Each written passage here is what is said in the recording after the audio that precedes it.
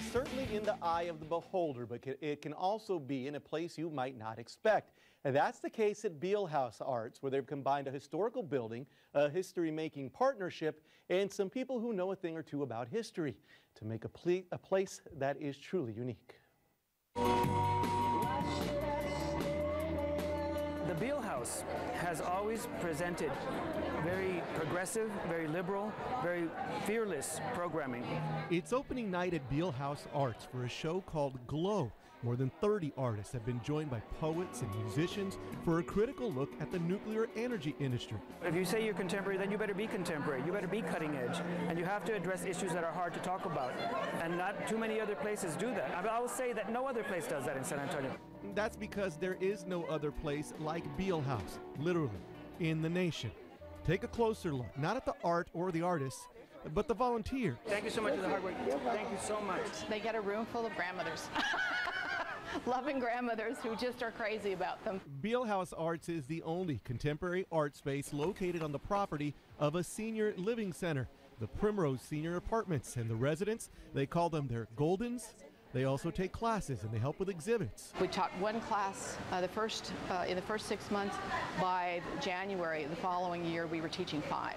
They're surrounded by artwork that changes. We do 8 or 9 shows a year, so they're constantly stimulated by this new visual information and by their relationship with the artists. Some of the artists, they have very close relationships. But while the combination may seem odd, you have to understand the Goldens are not the only ones with a long history here.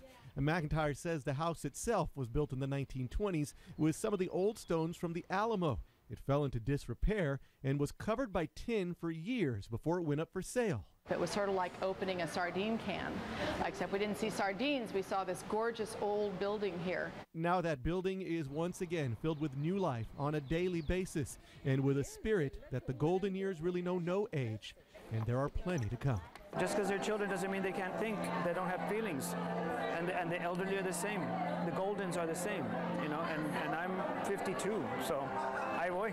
That's what art does. Art is the absolute opportunity to increase critical thinking skills, to expand the mind and body relationship.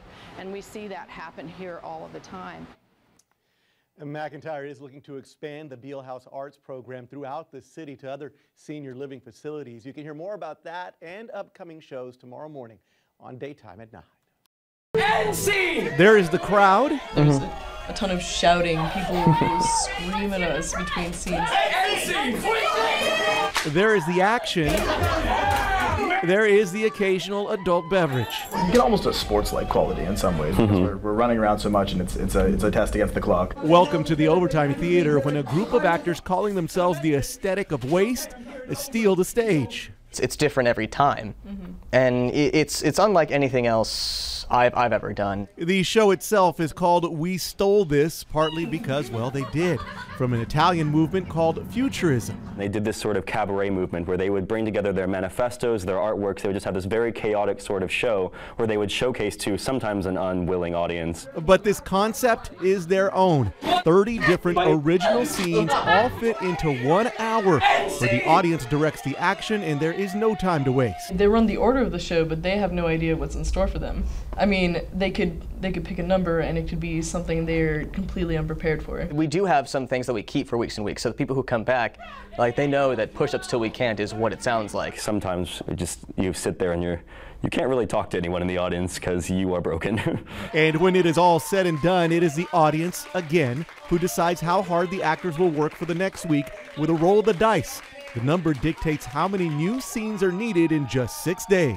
Some weeks we'll get like 5 or 6, which is fine. And the other week we got 11. 11, which was rough. But it's fun because if you get a whole bunch, you get to really revamp the show. Yeah, you get to purge a lot of things. Given the breakneck pace of creating, writing, rehearsing, and then performing every week, even this young group wonders how many fresh ideas they can steal. But the hope is they are laying a foundation for other creative actors to come in and spend an hour getting yelled at. And if we can continue to generate that kind of content, then ideally it could go as long as possible. You'd like to come back and be in the audience shouting numbers. Yeah. And hurting these people that have replaced us. End scene! In a city where live music venues tend to come and go, for the past 25 years there's been a small bar on North St. Mary Street that music lovers and music makers could always count on. Salute. There's some people that their living rooms are much larger than this space. And for those 25 years, Asnith Dominguez oversees it all. Owner, bartender, art curator, talent finder. Asnith filled this small bar with the sights and sounds she loved, and that love spread. The music, the people, the arte, the poets, they're the ones that are all the heartbeat to this place. See, I have nothing to do with it. I pay the bills, that's it. They are the ones that make the difference. I was coming here to see San Antonio's best blues acts, R&B acts, soul acts, conjunto, of course. When I was just of age, 21 maybe, A lot of times bands I'd never heard of, but soon learned to really like because they were such good musicians. Indeed, some of the greats. On a recent night, Flaco Jimenez took the stage that so many legends have graced. The late Esteban Jordan, one of the greatest accordion players of our time, played a weekly gig here for the better part of 18 years.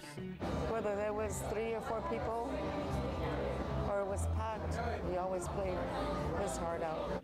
But soon, Salute will be silent.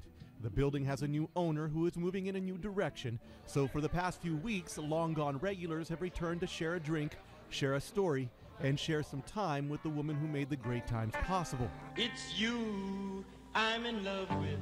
It's kind of nice to be able to enlighten people on what Salute was and what it was in San Antonio.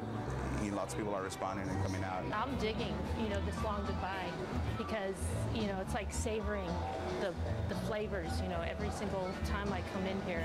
A place where even a living legend is humbled by the memories on the wall. I see my dad right here, Mr. Don Santiago Jimenez. And those memories will hold a special place for a special woman in the history of San Antonio's live music scene. It's not like a cookie cutter place. With the 25 years, it's been carved in our sort of collective souls. We just need to embrace it and keep it here in our hearts. We had a long run. We've had a ball. We've had a ball.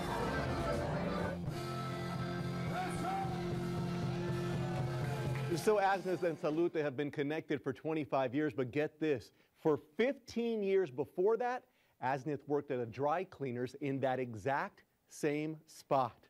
The long goodbye to Salute will come to an end on July 21st. Sexto Soul will be playing that night.